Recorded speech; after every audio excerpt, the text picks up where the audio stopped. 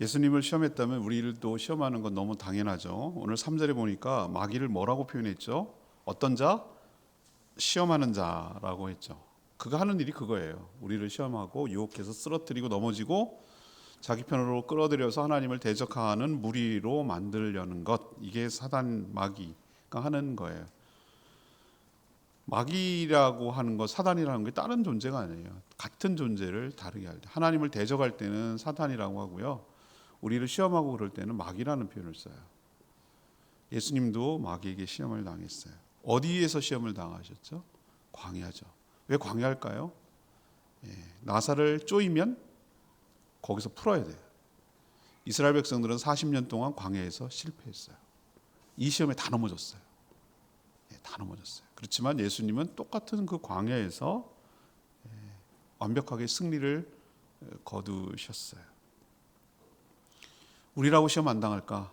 예수님도 당하는데 우리도 예수님이 당했던 이 시험을 똑같이 당해요. 사단은 어디서부터 그랬냐면은 처음부터 그랬어요. 하나님이 천지창조한 에덴 동산에서 뱀으로 들어가서 아담과 하와를 같은 방식으로 다른 내용처럼 보이지만 본질적으로 같은 내용을 가지고 시험을 했어요. 근데 거기에 다 넘어졌어요. 예수님은 승리하셔서 우리에게 뭘 보여주는가? 아, 이렇게 하면 승리할 수 있구나. 시험에서 이길 수 있구나. 이걸 보여주고요. 또 결론적으로 말씀드리겠지만 우리는 우리가 싸우면은 못 지지만 우리가 예수 그리스도 안에 있을 때, 그 승리하신 예수님 안에 있을 때 예수님께서 우리의 모든 당하는 시험을 우리 대신 싸워 이겨서 우리가 승리하도록 이끌어 주실 줄 믿습니다. 자, 그러면 우리도 당할 여러 가지 유혹과 시험을 어떻게 하면 극복하고 이길 수 있을까? 오늘 말씀을 통해서 잘 깨달으시고 여러분에게 계속 집요하게 다가오는 여러 가지 마귀의 시험을 이겨내서 승리하는 저와 여러분 되기를 소망합니다. 첫 번째는 뭐냐? 시험 받기 전에 잘 대비하고 있어야 한다는 것이죠. 시험 당하는 때 어떻게 잘 임기응변해가지고 요령으로 넘어가려고 해서는 안 된다. 시험 공부 한 해도 안 해놓고 시험 당일날 현장에서 찍신이 내려가지고 잘 찍어가지고 성공하길 바라는 거랑 똑같다 이 말이에요. 준비가 안 되면 당하는 거예요. 예수님은 그 전에 시험 광야에 들어가기 전에 40일 동안 금식한 후에 마귀에게 시험 당하기 전에 이미 승리를 거뒀어요. 그걸 여러분에게 깨우쳐 주려는 거예요. 이미 준비 단계에서 승패가 난다. 오늘 1절 보십시오. 그때에 예수께서 성령에 이끌려, 이렇게 표현 나오잖아요. 그때가 언제입니까? 바로 앞에 있는 3장 13절부터 17절까지 진행되고 있는 세례 요한에게 예수님이 물 세례를 받은 때를 말하는 거예요. 그때라고 그 시기를 특정해 놓고 있어요. 예수님이 세례 요한에게 세례를 받는 게 어떤 의미가 있죠? 이게 바로 공생애의 시작점이에요. 신호탄이에요. 예수님이 33세를 사셨다고 얘기를 해요. 그러면 태어나서 30세까지는 나사렛, 갈릴리 나사렛 동네에서 부모님과 함께 몫으로서 사셨던 것으로 추정해요. 아마 아버지가 일찍 돌아가신 것 같아요. 자녀를 낳고. 아마 10대 때 청소년 때 갈 수도 있어요. 최소한 12살까지는 살았던 것 같은데 그 이후로는 흔적이 없어요. 엄마랑 동생들이 나오는 걸로 봐서 그 사이에 평균 수명이 그때 40이었으니까 아마 죽었을 거라고 추정이 돼요. 그래서 그 가업을 이어받아가지고 그렇게 사셨어요. 그냥 평범하게 사시려고 이렇게 땅에 오셨나요? 아니요. 그 3년 기간, 이걸 공적인 생애, 그래서 줄여서 공생애라고 부르는데, 그럼 공생의 시작점이 어디냔 말이에요. 바로 세례 요한에게 세례를 받는 것부터 시작하는 거예요. 그리고 십자가에 죽으시고 부활하고 승천하신 것까지 요 3년을 공적인 생애, 공생애라고 불러요. 갈릴리에서부터 나사렛에서부터 세례 요한에게 세례받기 위해서 요단강까지 내려오셨거든요. 근데 세례 요한이 예수님을 알아봤어요. 그것도 참 신기하고 놀라운데 예수님을 계속 소개하고 있었단 말이에요. 내 뒤에 오시는 분은 대단한 분이다라고 얘기를 하고 있었는데 막상 딱 와서 하시는 말씀이 나에게 세례를 베풀려고 하는 거예요. 여러분은 어떤 마음이 들겠어요? 아니, 예수님, 제가 세례를 받아야 될 사람입니다. 근데 어떻게 제가 감히 예수님께 세례를 할 수 있단 말입니까? 라고 처음엔 사양했어요. 당연한 반응이죠. 제가 기도회 때도 말씀드렸습니다만 우린 세례 요한 처럼 반응할 때가 얼마나 많은지 몰라요. 자기 생각이 옳아요. 누가 봐도 타당해요. 이건 말도 안 되는 일이에요. 예수님이 어떻게 나한테 세례를 받으세요? 내가 받아야죠. 굉장히 겸손해요. 굉장히 맞는 말이에요. 근데 하나님의 뜻은 이루지 못해요. 이게 우리의 걸림돌이고 장애물이에요. 내 생각, 내 판단, 내 상식, 내 경험을 뛰어넘어서 하나님의 분부대로, 주님의 분부대로 순종할 때 하나님의 놀라운 역사가 일어나게 될 줄 믿습니다. 예수님 오늘 뭐라고 하셨어요? 그런 세례요한을 향해서 15절에 예수님이 뭐라고 했죠? 세례요한에게 이제 허락하라. 이게 무슨 말입니까? 순종해라. 나에게 세례를 베풀어라 라고 말하는 거예요. 지금 하라. 왜? 이와 같이 해서 세례를 베풀고 세례를 받고 해서 모든 의를 이루는 것이 뭐 아니라 합당하니라고 그랬잖아요. 모든 이루를 이렇게 해야 서로 할 역할을 해야 하나님의 의를 이루는, 모든 의를 이루는 것이 그게 합당하고 옳다라고 한 거예요. 그 말을 하자 세례 요한이 예수님에게 세례를 베풀거든요. 그런데 이게 합당하다? 모든 의를 이룬다? 이게 무슨 뜻일까요? 이런 모든 의를 이루는 의가 뭡니까? 공의죠. justice, 공의인데 무엇이 공의입니까? 세례 요한이 말하는 게 공의처럼 느껴져요. 어떻게 예수님께 세례를 베풀 수 있겠어요? 이거는 물세례는 당시에 어떤 의미였냐면은 회개의 상징이었어요. 회개했다는 증표 같은 거였어요. 그래서 사두개인들, 바리새인들이 세례 요한에게 와가지고 세례 받을 때 있는 이유는 뭐냐면 죄가 있는데 이런 행위를 통해서 자기가 죄가 없는 것처럼 어떤 보증, 보험 이런 걸 드러내려고 하니까 독사의 자식들아, 임박한 진노를 어떻게 피하려고 하느냐 막 이렇게 독서를 퍼붓잖아요. 세례 요한이. 물세례가 어떤 의미였냐면은 죄를 사하는 게 아니라 회개했다는 증표였거든요. 근데 예수님은 회개할 이유가 없는 분이에요. 처음부터 끝까지 태어나서 하나도 죄를 지은 분이 아니기 때문에 거룩한 분이고 깨끗한 분인데 이렇게 하는 이유가 뭘까? 만약에 세례 요한 뜻대로 했으면은 그게 의로움입니까? 그건 그의 의로움에 불과해요. 의로움이 뭡니까? 지금 전부 다 자기가 공의라고 얘기하잖아요. 내가 정의라고.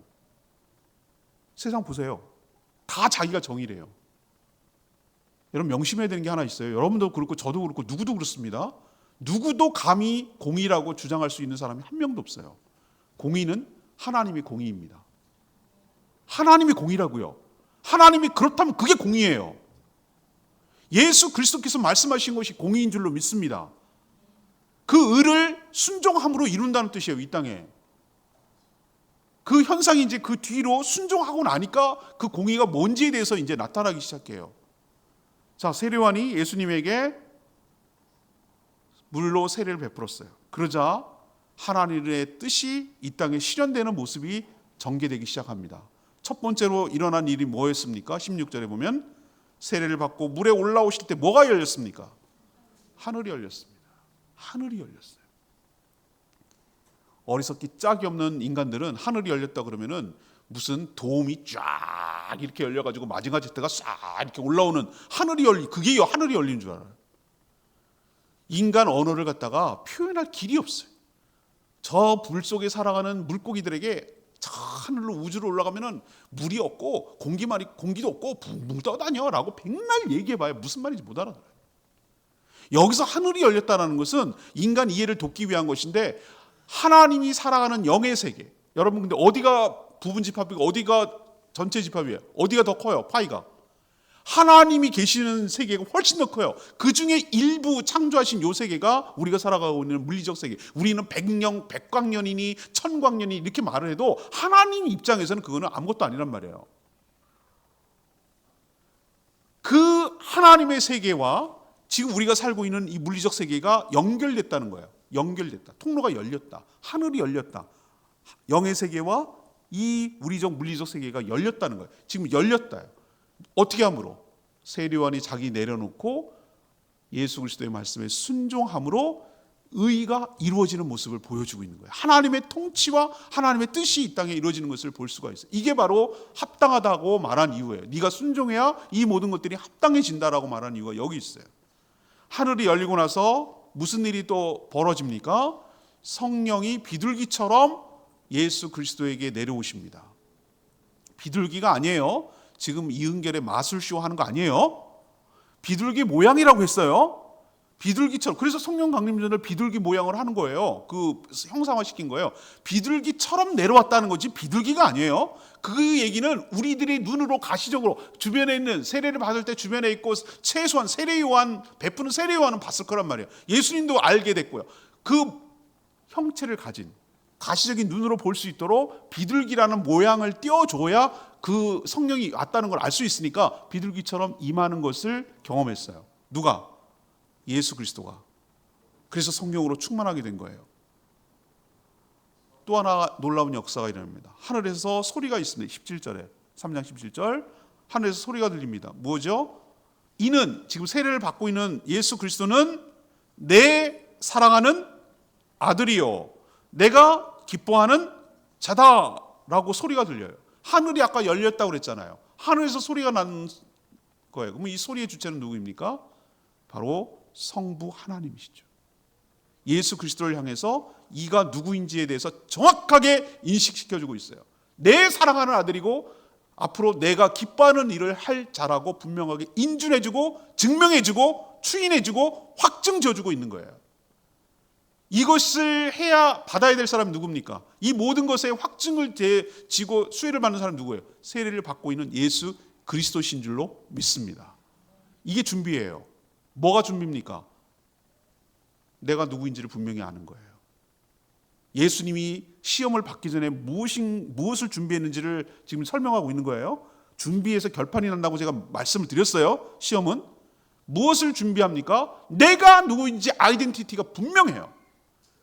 나는 누구인가? 나는 하나님의 사랑하는 아들이야. 그냥 아들이 아니라 사랑하는 아들이야. 나는 누구인가? 하나님이 나를 기뻐하셔. 이것이 분명해야 사단의 마귀의 유혹에서 시험에서 우리도 승리하게 될 줄로 믿습니다. 또 하나는 무엇입니까? 비둘기처럼 내려오는 성령이에요. 성령으로 충만할 때 내가 머리부터 발끝까지 온 몸이 온 영혼이 전인적으로 내가 성령으로 충만하게 될 때 모든 마귀의 유혹에서 능히 이겨내게 될 줄 믿습니다. 오늘 1절에 누가 시험을 주도합니까? 마귀에게 끌려갔습니까? 1절 보세요. 그때 예수께서 누구에게 이끌려? 성령에게 이끌려. 주도권을 누가 갖고 있습니까? 칼자를 누가 갖고 있습니까? 성령이 주도하는 거예요. 어떻게 표현을 이렇게 할까요? 마귀가 유혹해가지고 끌고 가가지고 미끼로 해가지고 이렇게 하는 게 아니라 성령의 인도하심으로 예수님이 마귀의 시험을 받아주시는 거예요. 도전을 받아주시는 거예요. 여러분, 싸움은 내가 주도권을 갖고 있어야 이길 수 있어요. 끌려가는 순간 져요. 상대의 프레임에 갇히는 순간 나는 지는 거예요. 이 모든 주도권을 누가 갖고 있다고요? 성령 하나님께서 주도적으로 이끌어 가기 때문에 이 싸움은 이길 수밖에 없는 싸움이에요. 이 유혹은, 이 시험은 이길 수밖에 없는 거예요. 여러분에게 도전하고 여러분에게 권면하고 싶습니다. 여러분은 여러 가지 시험하는 자가 여러분도 유혹할 텐데 여러분은 어떤 준비가 되어 있냐는 거예요. 어떤 대비가 되어 있냐는 거예요. 대비가 뭐냐고요? 아까 지금 방금 가르쳐줬잖아. 여러분은 정체성이 분명합니까?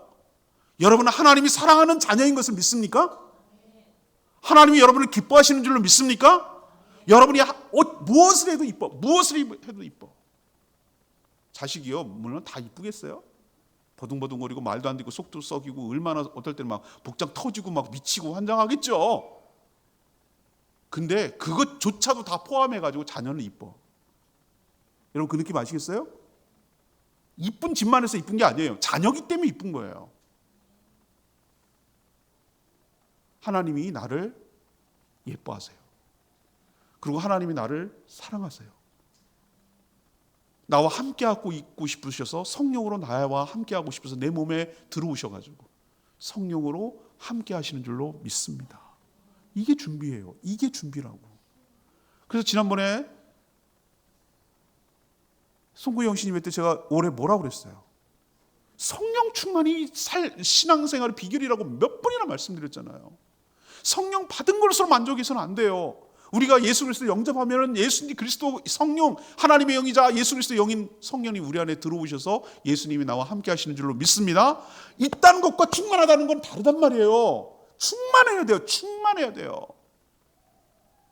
술꾼들, 알코올 중독자의 특징이 뭡니까? 마약 중독하는 사람 특징이 뭡니까? 중독이 뭡니까? 중독이 충만한 거예요. 충만한 걸 끊임없이 추구하잖아요. 끊임없이 성령 충만을 추구하잖아요. 사모하잖아요. 축구에서 최고의 수비는 우리 팀이 공격하는 거예요. 어떤 닭공이 그게 어떨 때는 필요하지만 닥치고 공격하는 거 그거 전술적으로 무리할 수 있어요. 닥치고 공격하다 뺏기면 우리가 당할 수 있거든요. 우리 국가 경기할 때 보면은 여러분들 축구 좋아하는 사람 남자들 많잖아요. 우리 팀에서 막 공을 돌려 막 답답하고 축구 일도 모르는 사람들은 저거 왜 뒤에서 막 돌리냐고 막 공격해야지. 공격하다 뺏기면 우리가 당하는데 왜 돌릴까요? 최소한 우리가 돌리고 있는 이상은 저건 공격 못하죠. 공은 하나잖아. 그리고 틈을 보는 거지. 그게 최고의 수비지. 우리가 머리부터 발끝까지 이게 용량이고 용기라고 친다면 사람의 몸이 그런 건 아니지만 우리가 성령으로 가득 채워 있을 때, 빈틈이 없을 때, 사단이 우리에게 들어갈 틈이 없을 때, 삐집고 들어갈 틈고 찔릴 수가 없을 때 사단은 우리를 감히 넘보지 못하고 어떻게 하지 못하게 될 줄로 믿습니다. 그러니까 우리는 성령 충만을 늘 사모하는 것이 잘 대비하는 것이에요. 거기서 이미 승패는 난다고 제가 오늘 말씀드려요. 예수님이 승리한 비결이 뭐냐고요? 이미 끝났다니까. 시험하기도 전에 충분히 대비하고 준비하고 들어간 상태예요.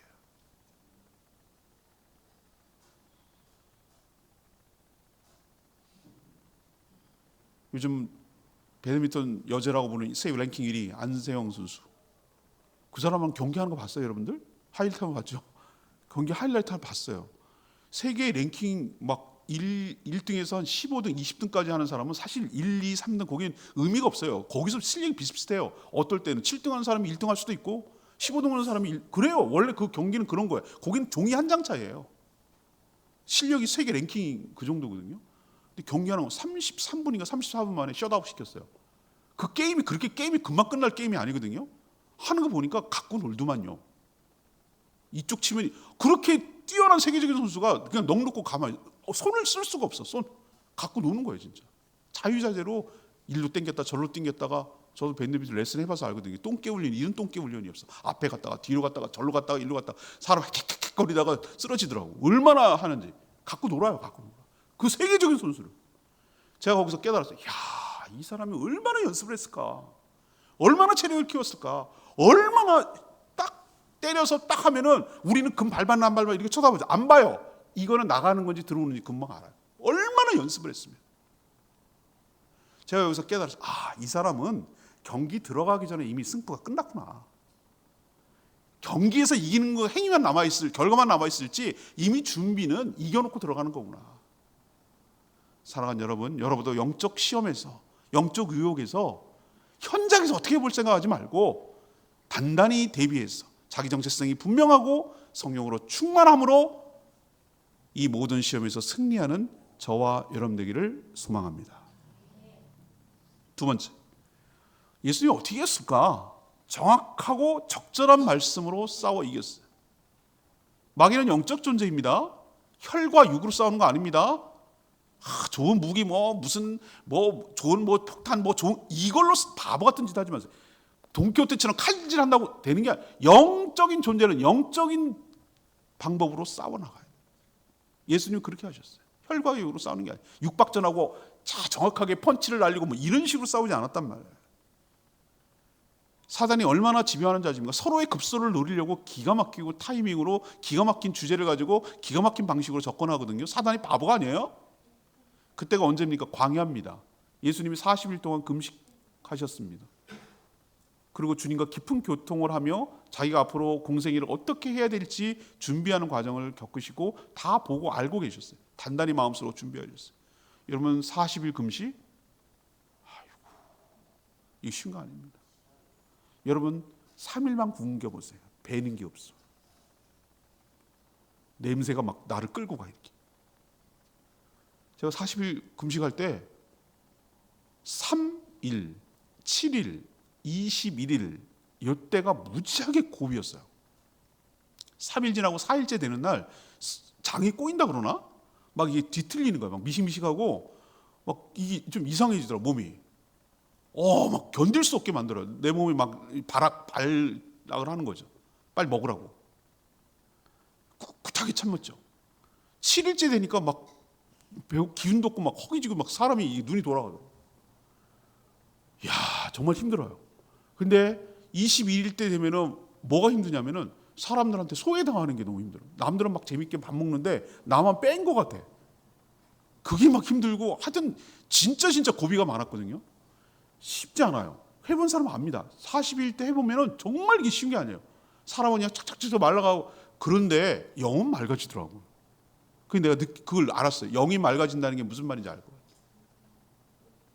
예수님이 그 타이밍을 사단은 노리는 거예요. 마귀는. 요때를 찾아봐요. 가장 힘들 때 무엇이 필요로 할 때 요때 요 방식으로 적절하게 마귀도 대응하거든요. 뭐라고 시험했습니까? 첫 번째 시험이 돌이 덩어리를 떡덩어리가 되게 하라. 그게 시험이 아니에요. 그게 시험의 핵심이 아니고 제가 말씀드릴게요. 어디가 시험입니까? 3절. 네가 만일 하나님의 아들이라면 돌이 떡이 되게 해. 지금 시험하는 것은 너 능력 보여봐. 너 돌을 떡되게 하는 능력이 있는지 봐봐. 테스트해봐. 이게 아니에요. 핵심은 뭐냐 하면은 아들이거든. 이게 시험의 핵심이에요. 아까 정체성, 아이덴티티가 분명히 한다고 그랬죠? 뭐라고 그랬습니까? 세례 받을 때 천상에서 하늘에서 이는 내 사랑하는 아들이고 내가 기뻐하는 자라고 하나님께서 분명히 말씀했어요. 그걸 지금 흔들어 놓고 있는 거예요. 네가 진짜 사랑하는 아들 맞아? 네가 하나님 아들이라는 거 진짜 맞아? 그럼 증명해봐. 이건 뭐를 흔들어 놓는 거죠? 너의 정체성을 흔들어 놓는 거예요. 사단은 바보가 아니에요. 표면적으로는 돌이 떡이 되게 하라는 그걸 얘기하는 거지만 무엇을 의심하게 만드냐면 네가 하나님의 사랑받는 자냐 맞아? 너의 삶을 하나님이 기뻐하는 거 맞아? 지금도 사단은 마귀는 여러분들 그걸 건드려요. 내가 구원받았다고? 내가 하나님의 자녀라고? 내가 하나님이 나를 좋아한다고? 내가 하나님이 나를 사랑한다고? 진짜 맞아? 그게 맞아? 진짜야? 그럼 한번 그 테스트 해볼까? 날 사랑하는지 안 하는지? 그래서 하나님의 능력과 하나님의 그 관계를 이용해서 기적을 만들고 하나님의 관계를 이용해서 내 필요를 채우라고 계속해서 마귀는 미끼를 던지며 유혹하고 있는 거예요. 이건 능력을 보이라는 게 핵심이 아니라 너의 정체성을 흔들어 놓겠다는 시험인 것이죠. 사랑하는 여러분, 여기에 우리가 넘어가지 않기를 바랍니다. 사람은 뭘로 삽니까? 떡으로만 사는 존재가 아니에요. 말씀이라고 표현한 하나님의 은혜와 사랑과 축복으로 살아가는 존재인 줄로 믿습니다. 사람이 육신으로만 사는 것 아니에요. 사랑은 하나님의 사랑을 먹어야 살아가는 것이. 우리가 하나님의 말씀을 들어야 영혼이 살아나갑니다. 내 영혼이 잘된 같이 내가 범사에 잘 될 수 있는 것, 이 두 가지 명심하시. 먼저 잘 되는 것이 내 영혼이 잘 되는 것입니다. 영혼은 양식을 먹는 말씀을 먹을 때 우리가 소생하게 될 줄로 믿습니다. 그래야 우리가 사는 건데 사단은 그걸 싹 빼버리고 떡이 먼저야. 떡을 먹어야 살아. 돈이 있어야 돼. 너의 필요를 채워. 하나님 이용해가지고 너를 이용하라고. 하나님 이용해서 너의 필요를 채우라고. 떡을 달라고 그러라고.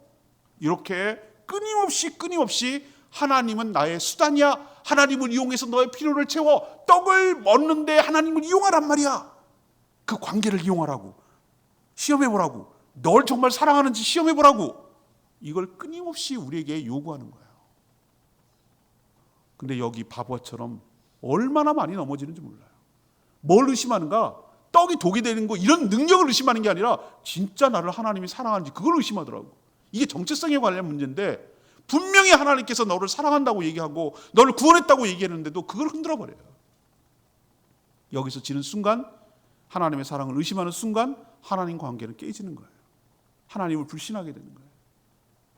두 번째 시험은 뭡니까? 성전 꼭대기에 올라갑니다. 왜 성전 꼭대기일까? 성전에 하나님이 계시다고 믿기 때문에 그래요. 하나님 임재하시다고. 그 꼭대기에 올라가서 마귀가 뭐라고 합니까? 성경을 이용합니다. 6절에 사자들이 널 떼내리면은 손으로 받아줄 거야. 발이 부딪히지 않게 해줄 거야. 이거 성경에 나오는 얘기예요. 무엇을 의심합니까? 하나님과의 관계를 의심하는 거예요. 하나님이 정말 나를 도와주실 건가? 하나님이 나를 받아주실 건가? 한번 시험해 볼까? 진짠가 아닌가? 이것을 행하는 순간, 뛰어내리는 순간 뭐가 확증된 거죠? 난 하나님 못 믿겠어요. 하나님 한번 테스트해 봐야 되겠어요. 하나님 증명해 봐야 되겠어요. 하나님 진짜로 그러는지를 내가 확인해 봐야 되겠어요. 이 얘기는 곧 즉슨 하나님을 불신하는 거예요. 하나님을 의심하는 거예요. 하나님을 끊임없이 의심하게 만드는 거예요. 그리고 그것을 뛰어내려서 슈퍼스타가 되라는 거예요. 사람의 이목을 집중하라는 거예요. 모든 사람이 주목하게 되기 바라는 거예요. 그런 굉장한 능력을 통해서 과시함으로 세상을 구원하는 데 쓰라는 거예요. 예수님은 그렇게 능력을 과시해서 쓴 것이 아니라 십자가에 죽기까지 순종하고 헌신하고 희생해서 세상을 구원하신 줄로 믿습니다. 이 시험은 우리 끊임없이 계속돼요. 하나님을 의심하게 만드는 거. 관계를 의심하게 만드는 거. 세 번째는 뭐예요? 예수님이 그때 뭐라고 대답했어요? 하나님을 뭐 하지 마라? 시험하지 마라. 하나님은 시험의 대상이 아니에요. 하나님은 신뢰와 경배와 예배의 대상인 줄로 믿습니다. 또 시험하는 게 있어요. 어떻게 시험했습니까? 천하만국을 다 보여주면서 높은 꼭대기 자기가 탑에 있다는 거예요. 다 보여주면서 나한테 한 번만 잘해. 그럼 내가 이 모든 것을 너에게 넘겨줄게.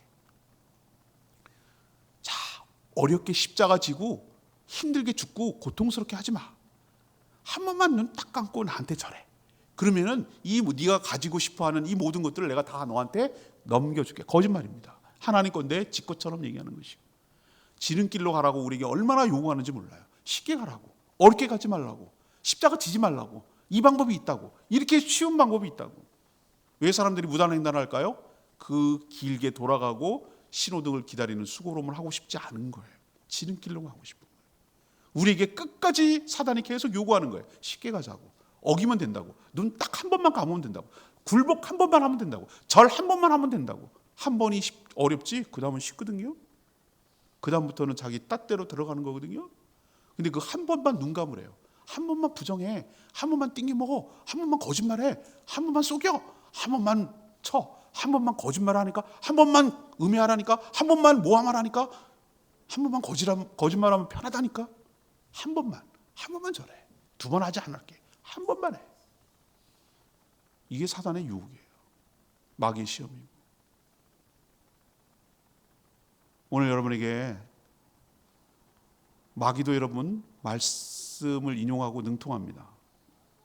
그렇지만 악용하고 왜곡합니다. 여러분이 하나님의 말씀을 정확하고 적절한 말씀으로 대응하고 있지 않으면 사단에게 번번이 질 수밖에 없다는 거 여러분 명심하십시오.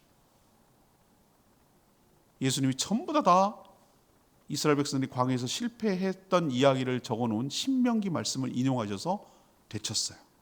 뭐라고 하셨습니까? 하나님을 사람이 떡으로만 살 것이 아니라 하나님의 말씀으로 산다. 또 하나님을 시험하지 마라.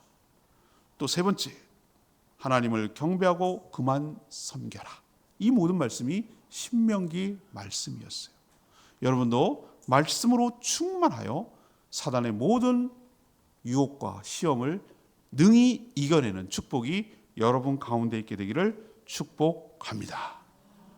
마지막 세 번째는 뭘까요? 시험을 이겨야 마귀가 떠나요. 그리고 천사가 와서 도와줍니다. 뒤집어서 얘기하면 시험에서 못 이기면 마귀 안 떠납니다. 천사 오지 않습니다.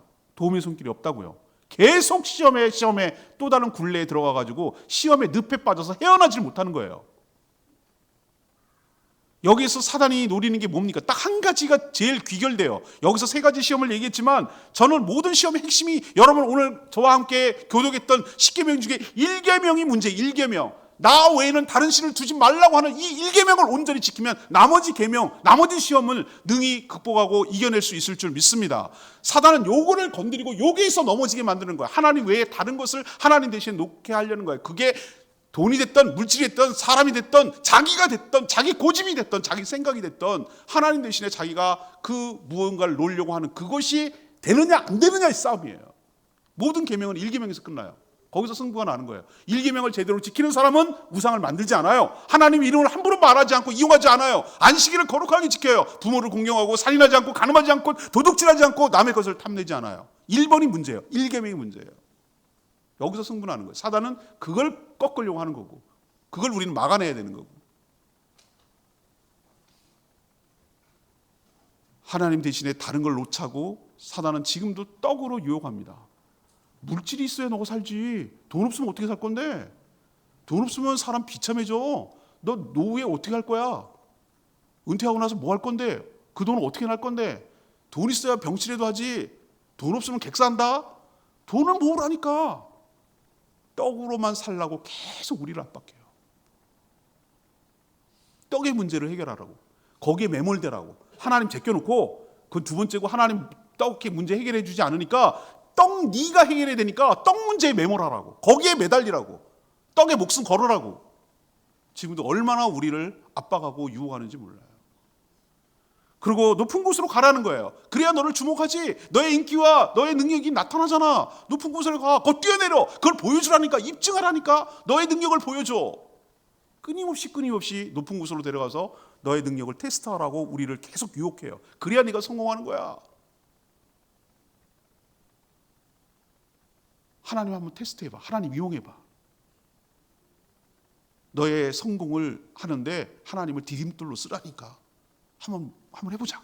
이렇게 사단은 끊임없이 우리를 끌어당기고 유혹합니다.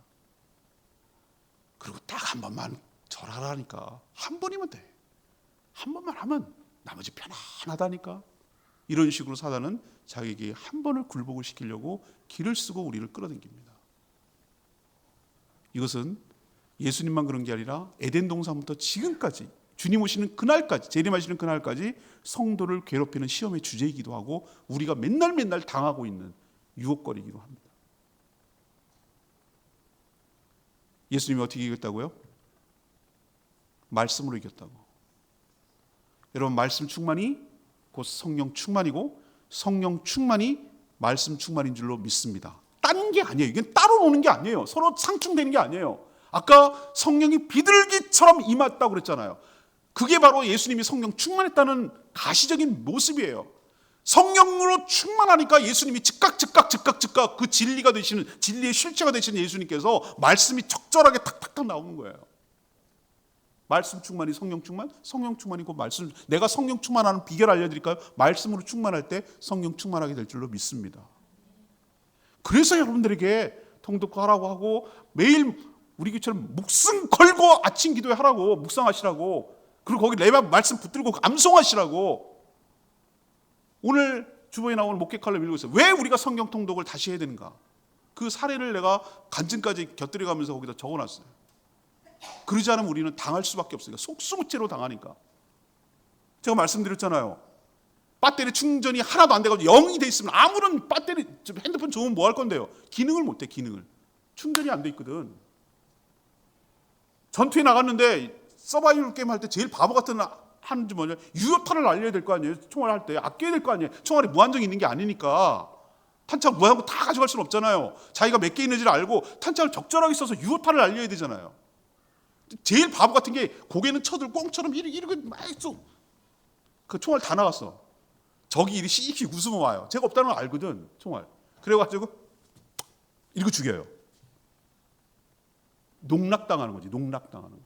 여러분, 사단에게, 지금 내가 우스갯소리 했지만 사단에게 그러고 당하고 싶어요? 장전된 말씀이 있어야지. 총알은 곧 말씀이다. 말씀이 곧 총알이다. 그래서 암송을 갖다가 생명의 삶 때 그렇게 암송을 시키고 그렇게 하는 이유가 장전된 게 하나도 없어. 알이 없어, 총알이. 탄환이 하나도 없어.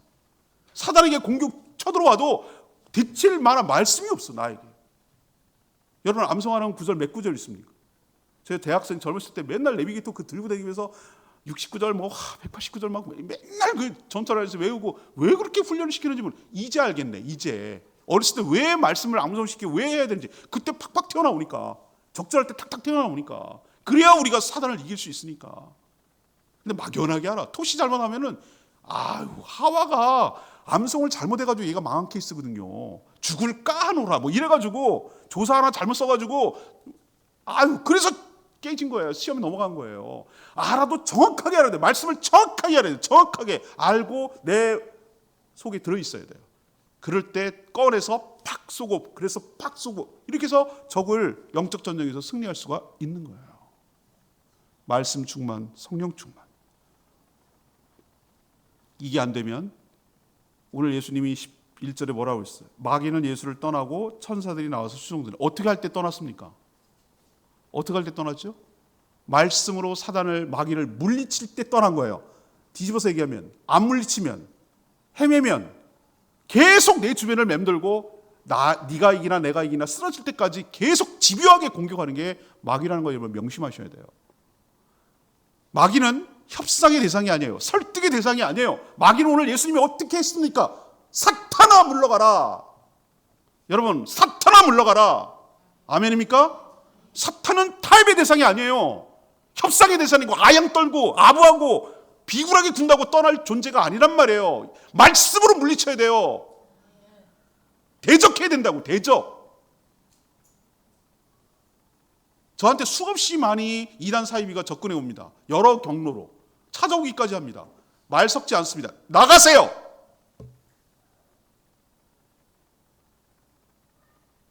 여러분, 사단을 대적해야 이길 수 있어요. 그래야 떠나고요. 그래야 천사가 와서 여러분의 수종 들고 여러분을 도와주고 여러분에게 은혜를 베풀어 주실 줄 믿습니다. 우물쭈물하고 어떻게 할 바를 모르고 당황하고 우왕좌왕하고 막 말 섞어가고 어떻게 해보려고 하고 천만의 말씀. 여러분 그런 능력도 없어요. 말씀으로 충만해서 단호하게 대치세요. 말 섞지 마세요. 예수의 이름으로 내쫓으세요. 예수 그리스도의 이름에 권능, 권세와 능력이 있을 줄로 믿고 내쫓으세요. 그게 이기는 거예요. 예수님은 시작할 때부터 이겼어요. 그러니까 끝까지 마귀의 여러 가지 유혹에서 십자가에서 한번 내려와봐. 네가 하나님의 아들이면 내려와봐. 그 십자가에서 이길 수 있었던 비결이 뭔가? 시작할 때 이겼어요. 그러니까 끝까지 이길 수 있는 거예요. 여러분의 신앙생활 여정에서 시작부터 이겨서 끝까지 승리하는 복된 신앙생활 되기를 축복합니다. 비결은 딱 하나. 우리 힘으로 싸우면 져요. 우리가 예수 그리스도 안으로 들어가야 돼요. 그를 피난처 삼아야 돼요. 그가 이겼거든요. 우리가 예수 안에 있을 때, 예수를 등에 업을 때, 예수 속에 있을 때, 예수 안에 있고 예수님이 내 안에, 내가 예수님 안에 있을 때 이 마귀의 모든 시험에서 승리하게 될 줄로 믿습니다. 오늘 말씀을 정리하면 이거예요. 여러분 정체성을 분명하게 하셔야 돼요. 아이덴티티가 있어요. 내가 예수 그리스도를 믿으면, 거듭나면 내 안에 성령이 들어가신 줄로 믿습니다. 그리고 나를 거듭나게 하셔서 하나님의 자녀로 삼아주시는 줄로 믿습니다. 그냥 자녀가 아니라 사랑하는 자녀, 내가 하는 모든 것들을 기뻐하시고 예뻐하시고 기특해 하시고 축복하시는 그 하나님이 나의 아버지가 되시는 줄 믿습니다. 절대 의심하지 마세요. 사단은 이걸 의심하게 만들려고 해요. 그리고 성령 충만을 사모하십시오. 말씀 가득 채우십시오. 늘 목말라 하십시오. 늘 하나님께 호소하고 간구하고 기도 제목을 1번으로 삼으십시오. 하나님, 제가 성령 충만하기를 원합니다. 머리부터 발끝까지 제가 성령 충만하게 하여 주시옵소서. 내가 주도권을 가지고 성령이 충만할 때 사단이 틈타지 못하게 되는 거 기억하시기 바랍니다. 두 번째는 뭐예요? 말씀 충만이고 성령 충만이에요.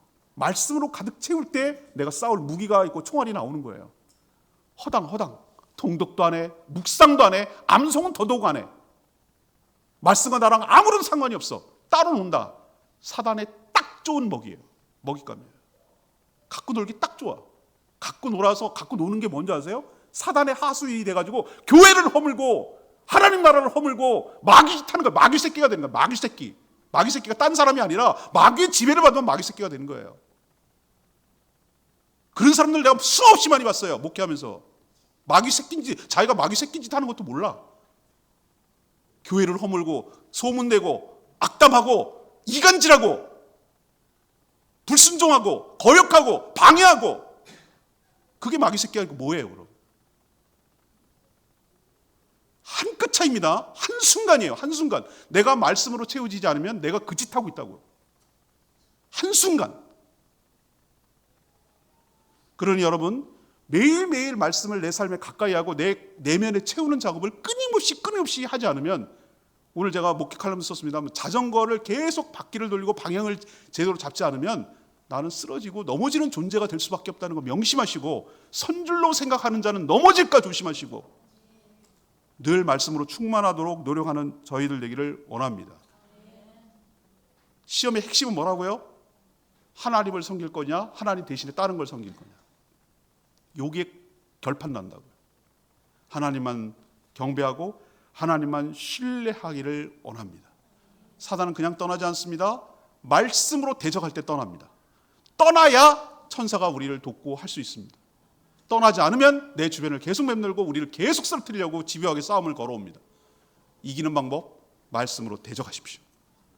예수의 이름으로 승리하시는 복된 인생 살아가는 저와 여러분 되기를 소망합니다. 오늘 말씀 붙들고 기도하기 전에 예수